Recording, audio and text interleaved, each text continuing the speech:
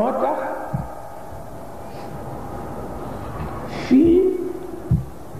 li nu fi dajale benn baat rekk la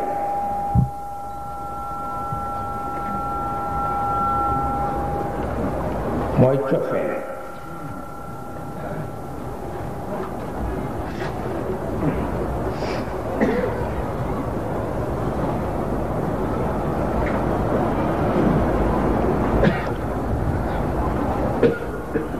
ñu ni nit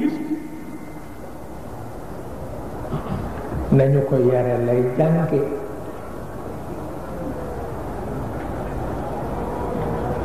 nit nañu ko yare lay jànge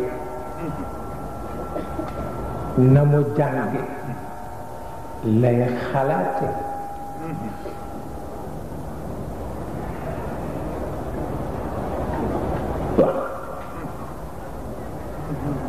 nit nañu ko yare lay jànge na mu jànge lay xalaate na mu xalaate lay yéege na mu yéege lay soppe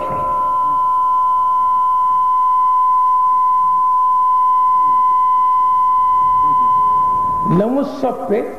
lay mébéte waaw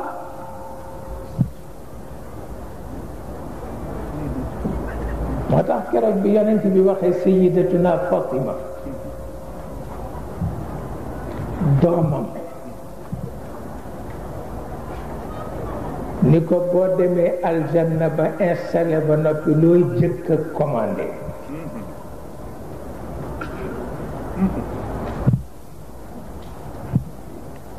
mu ni ko damay ñaan audience yonent yàlla Daawuud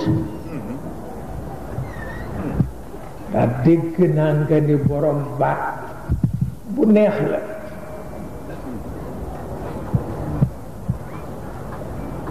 bu ko defee suñu gisee ma ñaan ko mu jàngal ma aaya min ad-dikri al-hakim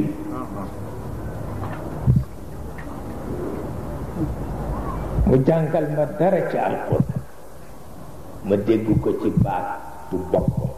looluy sama yéene ca aljanna bu ma ko amee la ca def soxla wu ko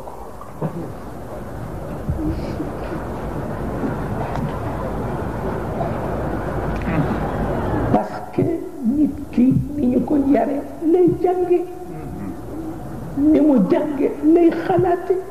ni mu xalaate lay yëge ni mu yëge lay soppe ni mu soppe noonu lay mébéti waaw xamuloo ni suñu borom la jëkk a sopp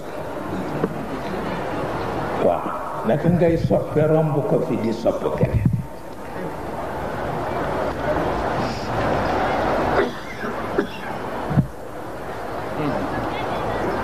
kooku mënul nekk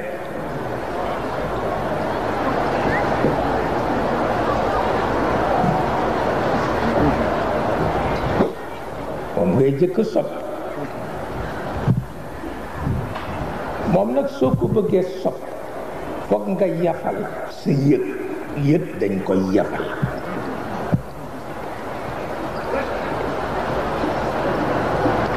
yafal yëg nag yombul